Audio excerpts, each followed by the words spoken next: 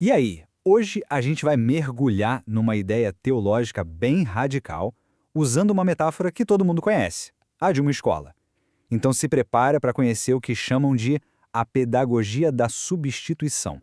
Para começar, vamos pensar numa coisa que meio que vira de cabeça para baixo tudo que a gente aprendeu sobre esforço. E se o sucesso, principalmente o espiritual, não tivesse nada a ver com tentar mais, com se esforçar mais, com ser uma pessoa melhor? É exatamente essa a pergunta que a pedagogia da substituição tenta responder. Bom, esse aqui é o nosso roteiro, o nosso, digamos, plano de aulas para a gente entender essa faculdade tão diferente. Vamos passar por cada um desses pontos para desvendar essa ideia, passo a passo. Então, bora para o nosso primeiro ponto. E aqui a gente já vê que não é uma escola qualquer, né? O foco não é autoajuda, não é desenvolvimento pessoal. O objetivo aqui é bem mais radical, é aprender a ser substituído. A ideia central aqui dessa tal pedagogia da substituição é que o evangelho não é sobre alguém se esforçar para ser um aluno melhor. Nada disso. É sobre um aluno que aprende a ser completamente substituído. Essa é a base, a pedra fundamental do tal colégio de Deus. Certo, mas por que precisa de uma solução tão drástica assim? Qual é o problema, afinal? É aí que a gente chega no diagnóstico, que, olha que interessante, é representado por um número. É esse aí, o número 6. E dentro dessa metáfora, o 6 é o máximo, sabe? É o pico absoluto do que um ser humano consegue fazer. É a nota máxima que alguém consegue tirar por mérito próprio. Tá, mas o que significa esse 6 na prática? Ele é o ápice do nosso esforço, da nossa moralidade, sabe? Toda aquela força que a gente faz para ser uma pessoa boa, correta, é a nossa tentativa de ser Deus, mas sem Deus na jogada. Só que tem um problema. Todo esse esforço, no fim das contas, só leva ao cansaço, não a uma mudança real. Ou seja, por mais que pareça uma nota alta, é uma nota de reprovação. Peraí, se o nosso máximo é uma nota que reprova, então como é que alguém se forma nesse colégio? Impossível, né? Bem, é aí que entra a solução, a figura do aluno substituto.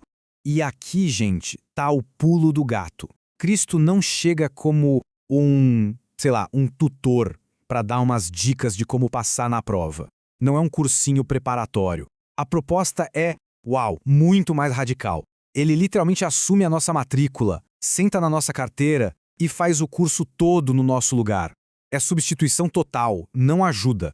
E como é que ele conseguiu essa nota perfeita? Não foi só porque ele sabia a matéria. Para tirar a nota que aprova, o 7, que é o número da perfeição divina, era preciso uma obediência completa. E a prova final disso tudo foi a cruz. Lá, ele não só tirou a nota máxima, como também pagou a dívida de todo mundo que já tinha sido reprovado. Ok, se segura aí, porque agora a gente vai ver como isso simplesmente inverte toda a lógica de avaliação que a gente conhece. Aqui, o fracasso, pasmem, é pré-requisito para o sucesso. Olha que processo contraintuitivo. Primeiro, o aluno tenta, né? Tenta com toda a força ser bom por conta própria. Aí vem o passo 2, o fracasso necessário. Ele percebe que, por mérito próprio, a nota é 0. É nesse momento, no fundo do poço, que vem a rendição. A pessoa para de confiar na própria justiça, na sua nota 6. E só aí, só nesse momento, ela está pronta para o passo final. Aceitar a nota perfeita de Cristo, o 7, como se fosse a sua. Essa frase aqui, olha, ela resume tudo. O propósito das provas da vida, nessa visão, não é para a gente mostrar como somos fortes. É o contrário. É para revelar a nossa falência. Para deixar claro que, sozinhos, a gente não consegue e que precisa de um substituto. E com isso, a gente chega no grande momento, o clímax dessa jornada toda, o dia da formatura, só que, como a gente já viu, é uma formatura que ninguém ali mereceu de verdade. E como isso funciona na prática?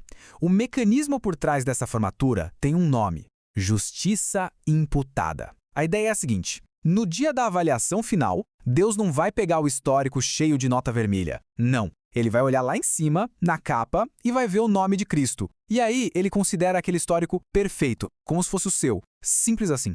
Essa citação resume a ideia de um jeito, muito forte. Nossa aprovação é um roubo sagrado.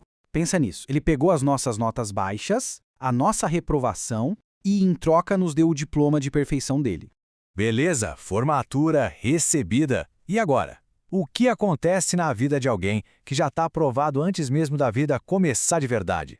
A resposta para isso está em outros 2 números que complementam a história. O 7, a gente viu, é o descanso. A obra está pronta, está consumada, fim. Mas a vida não para aí, né? Ela continua no 8, que simboliza a ressurreição, uma vida nova, e a grande virada de chave é essa. A pessoa não vive mais para conseguir a aprovação. Ela vive a partir da aprovação que já recebeu. Isso muda completamente a motivação de tudo. A busca por ser uma pessoa melhor, por fazer a coisa certa, não é mais uma corrida desesperada para passar de ano. Vira uma resposta de amor. É como estudar não mais por medo da bomba, mas porque o professor é seu pai e a pessoa simplesmente se apaixonou pela matéria que ele ensina. E a gente termina com esse paradoxo final que é de explodir a cabeça. A única maneira de ser reprovado nesse colégio de Deus é insistir em ser avaliado pela própria nota. É se agarrar com unhas e dentes na sua nota 6, achando que ela é boa o suficiente. Porque no fim das contas, nessa escola, o fim do esforço humano é exatamente o começo da vida eterna. Fica aí a reflexão.